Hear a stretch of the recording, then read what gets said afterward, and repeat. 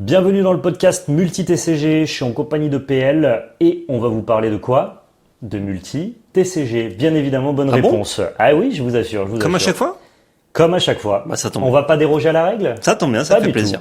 tout. 13e épisode, c'est ce que tu disais pour le podcast Magic, je suppose que c'est la même chose pour le Non, podcast là c'est le Multi-TCG. 14. Là, c'est le 14e. Ok. Je Pas vous du donne tout. le menu du jour. Ensuite, je vous propose de gagner un petit cadeau. Et on est parti dans le podcast. Au menu du jour, le scanner de booster. Le booster est malade. Comment on le soigne? On regarde ce qu'il y a dedans. On tout regarde les simplement. entrailles. On regarde les entrailles du booster. L'Orcana arrive bientôt en Asie. On vous parlera des fameux God Pack et de toute la polémique qu'il y a eu autour de PRB Ouh là là, 01. l'affolement. Actuellement, Les fake news. en vente sur labelcard.fr si jamais Ouais. ça intéresse des gens. La sortie d'Alterd, les uniques plus particulièrement, on en parlera, on a vu beaucoup Ouais. d'ouvertures, on sait à peu près maintenant à quoi ressemblent les uniques, et donc je vais vous dire moi mon sentiment par rapport à ça. On parlera notamment d'Alterd qui fait table rase pour l'instant, que ça soit dans l'actualité TCG et même dans les tournois. Il y a déjà des tournois de 256 joueurs qui se sont remplis en un jour, donc Complet alors que les gens n'ont pas les cartes. J'étais foudroyé d'apprendre ça. Ouais, mais ça me choque pas. Enfin, genre, juste les gens se projettent, ils ont très très envie de jouer. Et puis c'est Oui, en oui. octobre, donc ça me paraît légitime. Mais ça veut dire qu'il y a plein de gens qui étaient là en mode Alter de flop et tout. Ben, pour l'instant, pas flop. Quoi. Nous c'est floppé. Pas flop du tout. On vous parlera d'événements multi-TCG. On a une superbe annonce à vous faire liée au Lorcana Quest, qui est un énorme tournoi. Voilà, ça nous concerne. Et on a très hâte de pouvoir vous en parler. Et je vous raconterez la belle histoire de Shoma Yamamura au Pro Tour Amsterdam. Donc, c'est un truc qui m'a fait grave kiffer. Alors on est Parle-moi des parti. scanners de booster là. Qu'est-ce que c'est Alors, cette connerie? Ah non, là- pardon, il faut qu'on fasse gagner un truc. Oui, on gagne ça. Voilà. Qu'est-ce Alors qu'il les gagne scanners de booster. Vous allez gagner Qu'est-ce un qu'ils gagnent? petit booster PRB 01. Mais parfait. C'est tout cadeau, trouvé. comme ça colle à l'actualité. Un booster PRB01, c'est un booster qui vaut pas mal plus cher qu'un booster de One Piece classique parce que c'est des displays de 10 boosters avec une SR obligatoire et potentiellement un hit supérieur. Il y a les fameux God Pack Don. avec toutes Ah oui. les, ouais, il y a les Don aussi, avec toutes les mangas du jeu à l'intérieur du booster. Donc voilà, c'est pas n'importe quel booster. Et pour gagner, c'est très simple. Le petit pouce bleu, le partage dans l'espace commentaire et l'abonnement. On tire au sort un commentaire dans quelques jours et vous recevez le booster chez vous. C'est gratuit. Et nous, ça nous soutient que vous participiez dans l'espace commentaire. Yep, carrément. Merci à tous et bonne chance. Les scanners de booster, donc, trouvaille qui a été révélée au grand public récemment. Merci d'ailleurs, je sais plus qui nous a tagué dessus sur Twitter, Ouais. mais merci pour l'information, le partage. En gros, il y a une société américaine qui propose, pour une modique somme, je crois que c'est entre 50 et 75 dollars, ce qui est quand même une petite somme, de Une scanner. somme de gradation. Voilà, environ, de scanner en fait votre produit. Donc ça marche apparemment avec des displays aussi, mais ça marche surtout très bien avec des boosters. Et de vous dire le contenu. Et du coup, il ne l'ouvre pas, il ne le touche pas. Il est toujours scellé, near mint nickel, mais avec une machine, un scanner tout simplement. Ils regardent ce qu'il y a dedans et ils sont capables, par couche en fait, très précisément, de vous dire ce qu'il y a dedans, donc le hit ou pas. Ouais. Et ça, vous allez me dire, mais pour un booster, un play booster genre Bloomberg, on s'en fout. Tu vas pas payer 50 balles pour savoir Évidemment, si je t'as ne une fais petite pas dedans, ça. on s'en fout. Par contre, pour un booster un peu plus costaud, les trucs qui valent un peu cher, où il y a des chase cards dedans à plusieurs centaines de milliers parfois, Ouais. comme les cartes de sport. Ouais. Alors, on le voit beaucoup dans la carte de sport de collection. Là, ça vaut le coup. Ça vaut le coup parce que tu peux te dire, est-ce qu'il y a un truc bien dedans? Si un truc bien et que c'est certifié, tu peux même vendre le booster, donc tu peux vendre l'expérience d'ouvrir une carte de fou à un type. Il sera spoilé parce qu'il sait qu'il y a ça, mais bon, c'est un peu comme les boosters Mais lourds à il pourra Pokémon. faire croire que il ne le savait pas, tu vois. Exactement. Et sinon, si c'est le tien, juste tu peux checker si c'est bien ou pas. S'il est pas bien, tu le revends. Bah, tu l'ouvres pas, tu le revends, t'es pas obligé de dire que tu l'as fait certifier. Moi, je vois ça avec du Pokémon vintage, c'est genre, Ouais. tu très sais, bien. un booster Pokémon set de base, ça peut coûter, je sais pas, je vais dire un prix comme ça, mais en première édition, 800 euros. Mhm. Si t'as un Dracofeu dedans, t'as fait plus de x10, tu vois. Ouais. Par contre, si t'as une carte qui brille pas, valait mieux pas l'ouvrir parce que t'auras gagné 100 ou 200 balles tout au plus, quoi. Mhm. Et donc, forcément, pour 75 balles, c'est vachement intéressant de pouvoir faire analyser ce booster et dans ce Ouais. cas-là, le conserver scellé s'il n'y a pas un Dracofeu ou une carte intéressante dedans. Mhm. Et je trouve que c'est extrêmement problématique comme pratique, en tout cas pour tout ce qui est le dangereux, game ouais. de la grosse collection.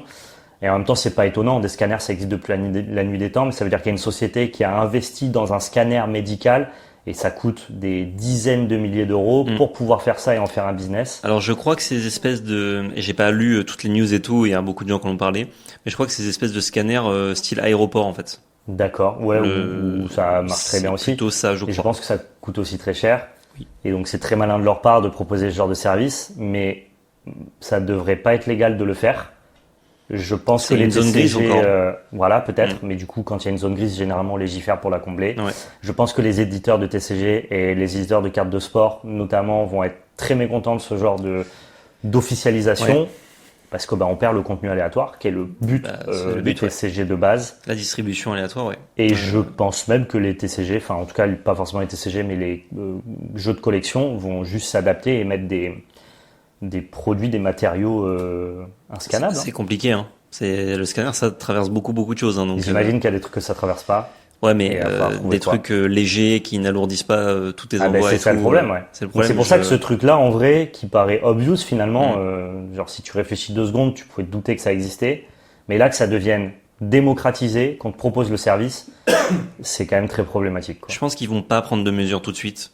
C'est trop compliqué et puis ça concerne trop peu de gens. Par contre, le point le plus intéressant de l'article ou de cette news, c'est que je crois que c'est la société elle-même qui le disait. Il disait mais en fait ça, vous pensez que ça vient d'arriver, mais ça fait longtemps que c'est utilisé par des gens. Je suis persuadé. Et que en fait juste nous on met la technologie à disposition. Ils se défendent un peu aussi en mode on fait pas trop payer ou quoi les gens. En fait on met à disposition du grand public cette technologie. J'en veux pas tellement moi à ceux qui ont mis à disposition la technologie. Moi ce qui me gêne c'est qu'en utilisant cette technologie là, il y a des gens qui sont capables de scammer d'autres personnes. Parce que quand tu vends un booster et qu'il n'y a rien dedans, c'est pas de ta faute, t'as pas fait une escroquerie. Par contre, quand tu vends un booster en sachant qu'il n'y a rien dedans, c'est ce qu'on appelle vendre des boosters triés ou des boosters pesés sur des TCG, parce qu'avec des techniques de triage ou de pesage, on peut aussi estimer si un booster est composé d'un hit ou pas. Et c'est typiquement le genre de boutique qui fait ça sont des boutiques à fuir, et le genre de particuliers qui font ça sont des particuliers qui vous escroquent. Et en fait, les gens qui payent ce service-là, la plupart évidemment, c'est juste pour savoir si leur booster chéri qu'ils vont conserver dans leur collection contient un hit de fou ou pas.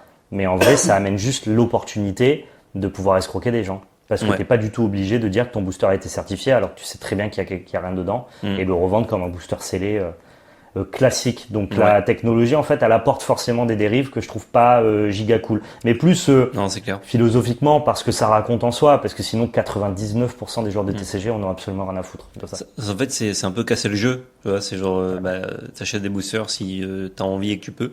Et du coup là, tu peux juste t'assurer que ton booster est maintenant acheter un booster à l'unité, ou en tout cas un pack de sport à l'unité très cher, très ancien et tout, ça va être compliqué d'acheter un truc en étant sûr qu'il n'a pas été scanné.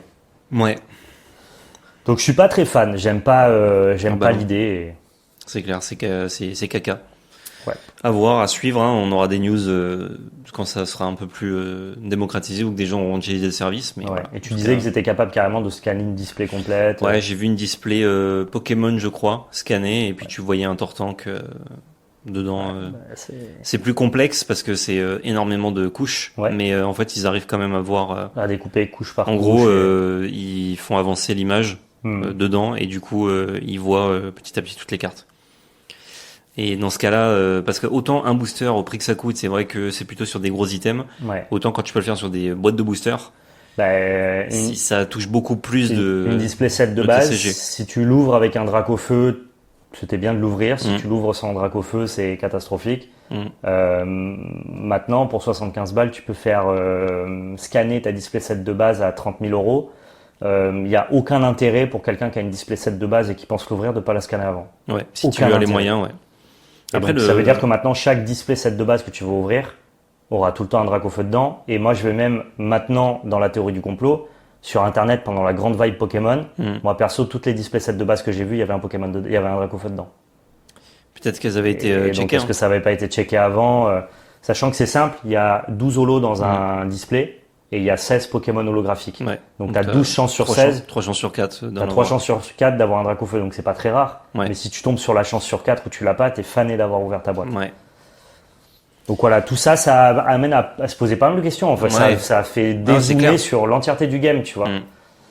Et j'aime pas des masses, je trouve pas ça très cool. Un peu dangereux. Notamment, en plus, acheter des trucs en loose, enfin même après de vendeurs vérifier, tu sais pas de où eux ils l'ont obtenu. Donc Ah ça ouais, se non, trouve mais eux c'est un se sont fait enfer en fait, avoir ça comme jette ça, quoi. l'opprobre sur l'entièreté des revendeurs Et de scellés de collection. je me demande aussi comment ça fonctionne, c'est-à-dire est-ce que tu dois envoyer ton item ou est-ce qu'ils le font que sur place avec toi?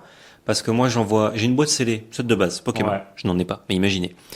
Je l'envoie là-bas. Ouais. Ils la scannent et ils me disent ah Il y a rien. dedans. Ah oui, non, Qu'est-ce mais qui me ça- prouve que c'est la mienne? Mais qu'est-ce qui te prouve qu'ils n'ont pas échangé ta carte à PSA avec une carte qui est en PSA 9 et qu'ils ont gardé ta PSA 10? Ça c'est pareil, c'est juste une question Ouais, de... ouais, mais une carte, tu peux la scanner et du coup, tu peux voir que quand elle te revient, c'est pas la même. Une display, c'est trop dur de voir. Franchement, je sais pas, hein, même le scellage d'une display, c'est pas... Enfin, franchement, ça se voit, je pense. Je me demande. Pour Je me moi, demande c'est à le quel même point ils contrat peuvent de se scam. confiance que tu as avec une société de gradation. Ils doivent pas s'amuser à ça, Je mais pense pas. en fait, Tu pourras avoir la même défiance face aux sociétés de gradation et pour le coup, le scellage de ta boîte, il est aussi différent que les print lines de ta carte, quoi. ouais, Je pense, hein, en tout cas, moi, c'est la réponse que j'aurais là-dessus, quoi. peut-être effectivement. Bon, bref, affaire à suivre en tout cas, pas ouf, mais tant mieux qu'on le sache. Ouais. Pas ouf du tout. L'Orcana qui arrive en Asie? Ouais, alors on n'a pas trop d'infos à vous apporter, si ce n'est que le marché asiatique va s'ouvrir à l'Orcana. C'était attendu, en vrai. Ouais. Un peu le secret de Polichinelle, on se doutait bien que ça allait finir par arriver. Oui. Globalement, Oui, des échos. l'Asie apprécie aussi Disney, donc Mhm. voilà, on s'attendait à ce que ça arrive. Je sais pas si ça va arriver en Chine, je suppose, mais surtout au Japon. En tout cas. J'ai entendu en Chine, ouais, mais je Donc, sais pas si c'est en même temps. Ouais, c'est assez incroyable que ça arrive en Chine par rapport aux équilibres de pouvoir entre, tu sais, le soft power culturel de la Disney, Chine. c'est bien américain, donc. Ben oui, c'est pour ça, mais en même temps, tu vois, en Chine, ils ont la culture de Marvel, tu sais, ils consomment énormément les Marvel en Chine et tout, Ouais. donc Qui est Disney? bah ouais, qui est Disney, donc finalement ça devrait arriver aussi en Chine, mais je trouve ça toujours bizarre par rapport à leur politique de on veut pas trop consommer américain quand on est chinois et inversement, tu vois. Ouais, c'est clair. Mais bon, visiblement ça a l'air d'arriver sur le marché asiatique et c'est une bonne chose pour nous, le jeu qu'on aime. On a une chaîne dédiée à l'Orcana si vous le savez pas, qui est disponible dans la description. On propose plein de contenus. On adore le jeu est super cool. Il a l'air de prendre la très bonne direction des jeux qui ont volonté d'écrire l'histoire du TCG sur de très très longues années. Et bah s'imposer en Asie, c'est pour moi indispensable si tu as volonté de Ouais. faire partie un peu des gros TCG de notre époque. Notamment au Japon. Et surtout, le pays du TCG. surtout au Japon. Donc ouais. Très cool. En parlant de Japon, One Piece. One Piece PRB01. Qu'est-ce Ouais. que c'est? Premium Booster? C'est l'extension qui s'appelle The Best, qui est une extension particulière qui réimprime toutes les meilleures cartes des 6 premiers opus. Ouais. Donc ça prend pas OP7 et OP8 en compte, mais ça réimprime toutes les meilleures cartes de jeu et toutes les meilleures cartes de collection dans des versions alternatives. Il y a 60 alternatives différentes. Il y a des dons, pour ceux qui savent pas ce que c'est les dons, c'est les ressources avec lesquelles tu joues, Le mana. qui eux sont des dons vraiment magnifiques, avec un don foil par boîte, un don gold par case. Donc vraiment une extension qui met l'accent à la fois sur le fait de rendre les cartes accessibles pour tout le monde, mais en même temps de ravir les collectionneurs. Ouais. Et Le pourquoi pimp. Ouais. Et pourquoi est-ce qu'on vous parle de PRB 01? Eh bien parce que il y a eu une annonce qui a fait un boom dans la collection de One Piece et dans l'économie de One Piece au global. On s'est rendu compte, en tout cas, il y a eu des échos comme quoi en PRB 01, toutes les secrets allaient être rééditées. Les secrets, c'est quoi? C'est les versions manga, donc c'est les magnifiques cartes avec la trame de manga en arrière-plan, toute texturée et tout, qui est un peu le graal de tous les collectionneurs, en tout cas pour les cartes de série, pas forcément pour les cartes promotionnelles, où là on a des cartes qui coûtent beaucoup plus cher. Oui, les flagships, tout Mais ça. sur les cartes de série, la manga, c'est ce qui se fait de mieux. Mm. Et effectivement, Bandai n'a jamais dit qu'il ne réimprimerait pas les mangas, mais au prix ou coût de ces cartes-là, entre 500 balles pour la moins chère et jusqu'à 3000 euros pour la plus chère, c'est des grâles de collectionneurs. Les gens dépensent beaucoup d'argent et parfois même certains font des sacrifices pour récupérer ces cartes-là et les réimprimer dans PRB01. Bah, c'est une énorme traîtrise à ta communauté de collectionneurs. Quand bien même ça fait beaucoup d'acquisitions et ça rend les cartes disponibles pour les nouveaux entrants, c'est un peu trahir tous les gens qui ont soutenu ton jeu jusque-là. Et donc c'est vrai que moi quand j'ai entendu ça, je dis attendez, cette info elle est quand même à prendre avec des pincettes. Moi je trouve ça bizarre. J'ai jamais vu un TCG faire une trahison aussi frontale à sa communauté. On a vu comme le marché qui a commencé à s'écrouler. Toutes les boutiques au Japon, elles ont toutes droppé leurs mangas qui étaient en arrière-boutique à moins 50% du prix. Ouais. Sur Card Market, on a vu des Luffy Gear 5 qui se vendaient 2700 euros, eh bien listés à 1200 euros. Je vous rassure, elles y sont plus, elles ont toutes été achetées et GG à l'acheteur. Ouais. Pourquoi je vous dis ça? Parce que finalement, non. PRB01 ne réédite pas les anciennes secrets et ça me paraissait évidemment un petit peu particulier. Le problème, c'est qu'il y a eu ce flou de Est-ce que c'est vrai, est-ce que c'est pas vrai pendant quelques jours, ce qui fait que tout le marché a été en branle-bas. Alors, en quelques heures déjà, il y a eu des mouvements. Hein. En quelques heures, c'était fou. Et moi, quand j'ai vu ça, je dis putain, c'est impossible. Il y a même eu la rumeur qui disait qu'on avait une secret par case. Donc ça veut dire que pour chacune de tes cases que tu peux payer 700 balles, c'est un ensemble de 10 boîtes. Tu avais forcément une secret. Ça n'avait aucun sens. Tout le monde n'avait qu'à acheter des cases finalement pour récupérer ces secrets-là, même si elles décotaient un petit peu, c'était complètement fou. Bref, on a entendu tout et n'importe quoi sur ces histoires de secret manga et de PRB 01. Et finalement, la vérité actuelle, c'est que non, les secret mangas sont pas réimprimés dans PRB 01. Cela dit, il y a une petite sucrerie quand même. Ouais, mais ça n'impacte pas ton marché de collectionneur et c'est beaucoup moins une trahison que ce que ça aurait été d'ouvrir. T'imagines, le gars qui achète une case, il a forcément une manga des gens se sont saignés à récupérer avant, c'était fou, tu vois. En fait, ces mangas-là, elles seront présentes dans ce qu'on appelle un God Pack, le booster de Dieu, qui te permet en l'ouvrant, non pas d'avoir une secret, mais d'avoir toutes les secrets du jeu. À l'exception d'OP7 et 8.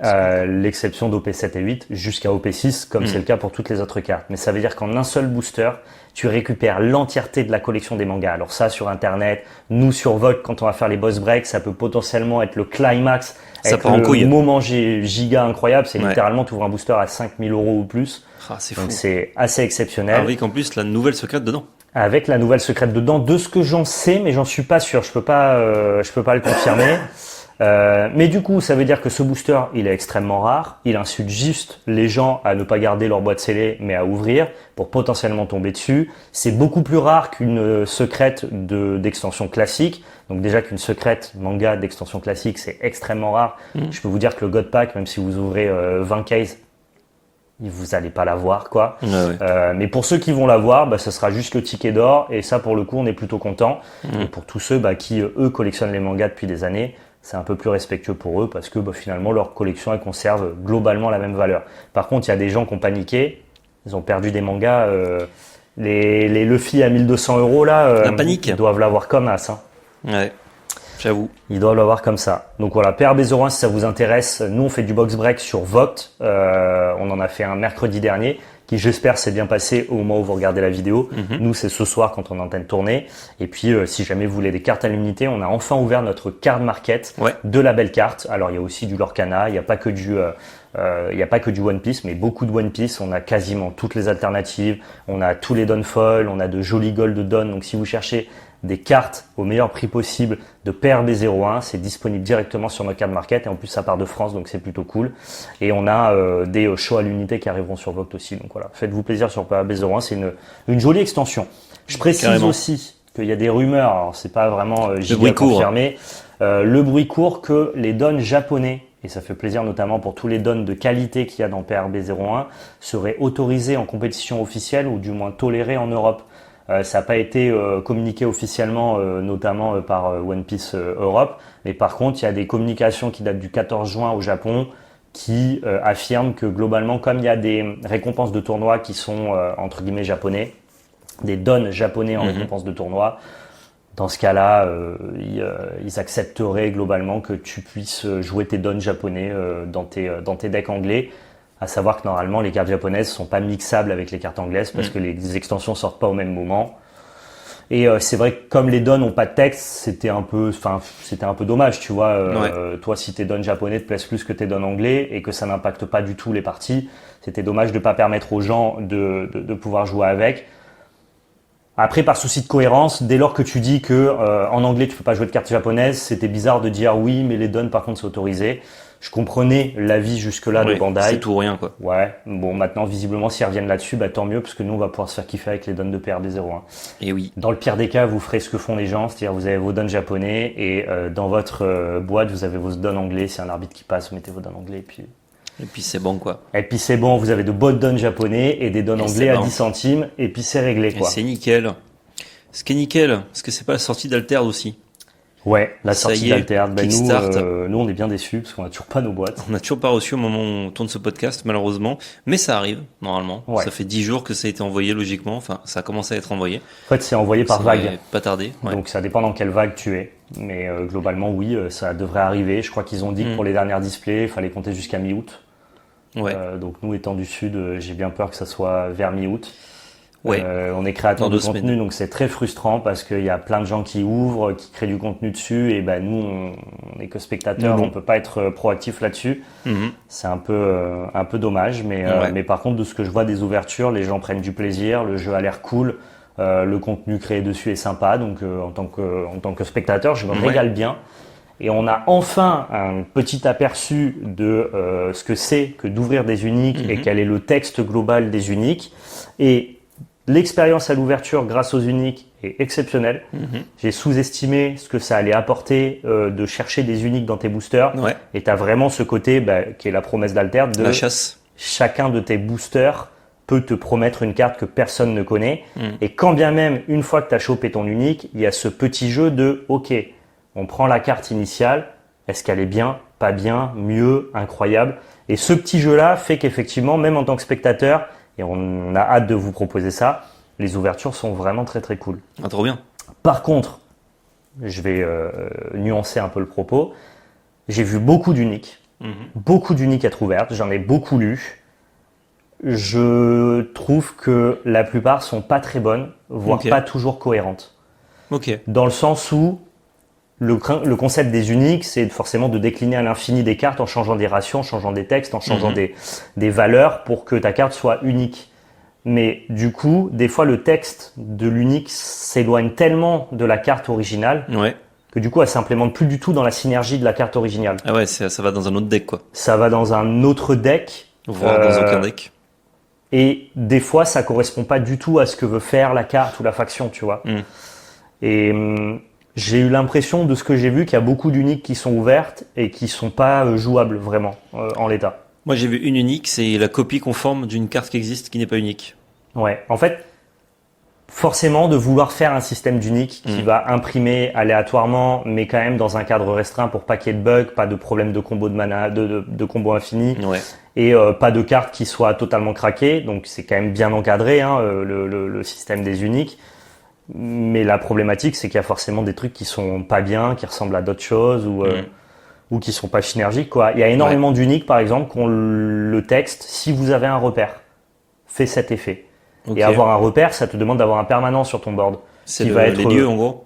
C'est pas forcément des lieux, c'est comme des artefacts. Notamment la Ok. faction Axiom a beaucoup de repères. D'accord. Parce que c'est des espèces de mécanos et donc du coup ils ont des engins. Donc forcément, quand tu joues Axiom, c'est pas trop dur d'avoir un repère. Ouais. Mais il y a des stratégies, genre si tu joues Izmir, pas forcément de repère, quoi. Et quand tu ouvres beaucoup d'uniques qui ont ce texte-là, parce que ça doit être dans l'algorithme, un des textes qu'on prend pour créer une unique, et ben en fait quand tu lis l'unique, tu dis ok, je sais pas ce que j'en fais, quoi. Ah ouais, tu peux pas, quoi. Après, c'est la première extension. Bien sûr. Il y a des uniques, j'en avais parlé avec Charles, il me semble que c'est avec lui, ouais. Ouais. Il y avait les uniques qui prendront plus de sens. C'est pas forcément fait exprès, mais ils savent que ça peut arriver, qui prendront tout leur sens plus tard. C'est effectivement. Et d'un coup, tu te diras, attends, mais l'unique que j'ai jamais joué là, d'un coup, en fait, bangers. Exactement. C'est là où tu peux renuancer le propos. C'est que par Mais contre, t'aimerais t'en servir tout de suite. toutes ces uniques qui, dans le set 1, ne vous paraissent pas playable, parce qu'elles n'ont pas l'air de s'intégrer avec la synergie des leaders qui portent les couleurs, bah, effectivement, plus le jeu va avancer, plus ces uniques-là, et c'est le double effet qui se coule, Ouais. c'est que ces uniques-là, tu vas peut-être aller chercher dans ta collection une carte que tu n'as pas jouée depuis 5 ans, et là, tu es là en mode « Mais what ? Je Ça l'ai. fait exactement ce que je veux dans ce deck-là, alors qu'il y a 5 ans d'écart entre ton unique C'est et ce deck-là. » Picobello. Et ça, c'est très bien pensé parce que du coup, même quand tu ouvres une unique, c'est là où j'allais en venir, qui a l'air de servir à rien, et ben en fait, il y a un monde où elle servira forcément à quelque chose plus tard. Ouais. Si tant que c'est un minimum cohérent, son texte, ce qui a l'air d'être le cas tout le temps. C'est toujours cohérent, juste ça n'a pas l'air tout le temps bien. Ouais. Voilà. Stylé. Très stylé. Donc à voir. Hâte d'ouvrir, moi, de mon côté. Je sais qu'il y a plein de gens qui s'organisent parce que finalement, ce système d'unique, c'est une nouvelle manière de consommer les TCG. Et il y a plein de gens qui organisent des trucs de notation des uniques. En fait, comment tu sais si ton unique elle est bien? Comment tu fais pour la valoriser sur le marché secondaire? Ouais. Et je pense qu'il y a plein de groupes, de Discord, de sites internet, peut-être même d'algorithmes qui vont essayer de noter en fait tes uniques. Et plus ton unique elle a une bonne note, et donc plus théoriquement les gens peuvent la chercher, l'acheter cher ou avoir envie de la mettre dans un deck. Ouais, pour avoir une cote de l'unique, on va dire. Exactement. Genre, elle remplit tel critère, donc elle vaut à peu près tant. Ouais. De toute façon, l'avantage c'est que tu peux la vendre au prix que tu veux. Parce qu'il y en a qu'une dans le monde, c'est toi qui l'as. Ouais, mais tu vois, si sinon, une unique, si elle est trop chère, elle se vendra pas. si une unique, elle a l'air nulle, t'as pas envie de l'acheter. Oui, bien sûr. Donc, C'est ça où, enfin, c'est une nouvelle manière de. Altered se veut révolutionnaire, il l'est pour le coup actuellement, il l'est totalement. Que ce soit sur l'expérience d'ouverture ou sur l'engouement qu'il y a autour des uniques. Pour l'instant, le contrat est rempli GGAE. C'est cool. Hein. Alors, franchement, je suis content de ce que ça a l'air d'annoncer pour la suite. Yep. Notamment, ce que ça annonce, c'est l'engouement des gens. Ben ouais. Avec le tournoi Ludo Trotter à Angers, tournoi multi-TCG, puisqu'il y a aussi 1000 joueurs sur l'Orcana, 128 sur One Piece et 256 sur Altered. Ouais. Et il est déjà complet. Alors, c'est pas complet sur l'Orcana et One Piece, en tout cas, j'ai pas l'info. Il est complet sur Altered. Mais c'est totalement complet sur Altered, ça s'est rempli en un jour, 256 joueurs. C'est pas impossible qu'ils poussent un peu les murs, je le souhaite. En tout cas, il y a pas mal de gens qui demandent à ce que ça passe à 512. Toi, j'ai cru comprendre que si ça passe à 512, Ouais, j'ai bien envie d'y aller, mais en fait, j'ai vu l'annonce et je croyais que les places n'étaient pas en vente. Donc je me suis dit, vu que le jeu sort officiellement en septembre et que la plupart des gens n'ont pas reçu leur Kickstart, je me suis dit, ça va être ouvert au courant août. Ouais. Non, c'était déjà ouvert et ça s'est vendu instantanément. Sinon, j'aurais les gens, ils ont faim de tester ce nouveau TCG qui fait parler de lui, qui est dans l'actualité. Et en plus, comme les préconstruits sont déjà assez cool, en vrai, t'achètes une ou deux displays, tu fous dans un préconstruit et tu joues. Une bagarre, ouais. C'est ça. Donc, parce que les préconstruits représentent un tiers des héros de l'extension. Ouais, c'est ça. Ouais. Donc déjà, rien qu'avec ça, t'as de quoi faire. Moi, je suis très très chaud de tester un peu, de jouer au jeu. J'attends. En vrai, je pourrais déjà y jouer un peu avec Exalted et tout, mais je sais pas pourquoi. J'attends mes displays. Je veux recevoir mes cartes, ouvrir et tout, même si après je ferai du Exalted ou du BGA. Je veux recevoir mes cartes, ouvrir et deck builder comme ça. J'ai trop envie de voir ça. Et du coup, peut-être participer au tournoi d'autres auteurs, ou à d'autres tournois. Peut-être qu'il y en aura d'autres entre temps. Je pense qu'il y en aura plein d'autres, vu l'engouement que ça prend actuellement. Si possible, en tout cas, voilà. Pour ceux qui se demandent, est-ce que les gens jouent au jeu? Oui. Ils sont très chauds pour jouer au jeu, les gens. Oui, les gens jouent au jeu. En tout cas, ils sont très chauds pour ouvrir leur boîte aussi. Et GG, ceux qui ont reçu leur boîte, vous avez de la chance. Nous, on attend encore, malheureusement. Exact. J'en ai acheté une, moi, à Commandeur l'Assemblée, donc j'ai quand même eu le plaisir d'en ouvrir une. C'était très sympa. Mais j'aimerais bien avoir mon Kickstarter, quoi. Et oui. Ça me ferait plaisir. Moi aussi. Petite annonce, mais pas des moindres. Pas si petite, en fait. Ah non, c'est une grosse annonce. Ça concerne l'Orcana. Annonce. Ça concerne le Lorca Quest. Ouais. Est-ce que tu veux dire ce que c'est que le Lorca Quest? Bien sûr, le Lorca Quest, c'est un énorme tournoi avec plus de 1000 joueurs. Donc, c'est littéralement de la taille d'un Lorcana Challenge. Sauf que là, c'est organisé par une association et non pas par Ravensburger, ce qui est assez ouf. Ça sera vers Paris. J'ai pas exactement l'endroit, mais je vous mettrai les liens dans la description. Il y aura évidemment des illustrateurs, des side events, c'est un rendez-vous familial, un concours de cosplay. Je crois que la place sera gratuite pour les enfants en dessous d'un certain âge. Donc il y a vraiment cette volonté de, un peu comme une Magic Con de Magic. On se régale. Si vous aimez l'Orcana, on s'en fout que tu sois là pour faire la compétition. Il y a 1000 joueurs qui vont se taper dessus en mode giga vénère. Mais si toi t'aimes l'Orcana, tu peux venir, tu auras plein d'autres trucs à faire.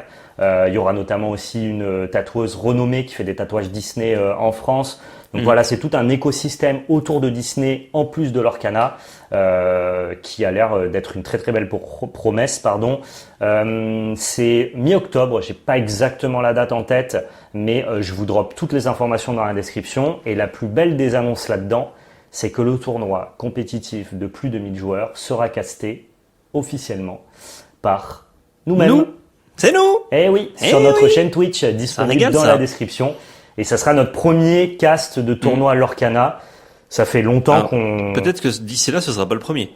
Peut-être que d'ici là, ça sera pas le premier. Mais en tout cas, c'est là, le premier pour l'instant, c'est le premier qui est prévu. Donc, merci beaucoup aux organisateurs qui ont pensé à nous. Merci beaucoup.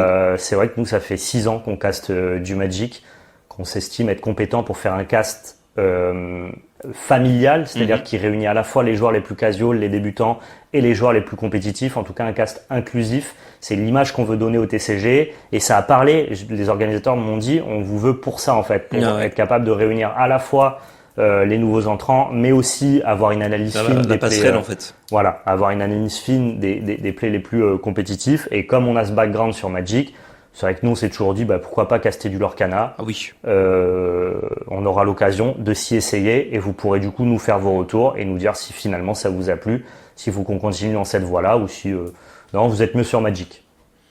Vous venez voir. Je pense que ça se passera bien. Venez jeter un œil. Je sais pas ce qui aura été annoncé au moment où sort cette vidéo, donc je vous en dis pas plus. Je peux juste vous dire qu'il y aura des co-casters surprises. Voilà. Surprise. On sera pas seul au cast. C'est sur notre chaîne, donc il y aura toujours PL ou moi-même au cast, hein, évidemment. Mais on aura des invités pour pouvoir nous permettre de souffler Petite pause. et de pouvoir en plus échanger avec d'autres acteurs de la commu. Je préfère peut-être même un défi. Le temps d'une pause, je dois me faire tatouer, je reviens.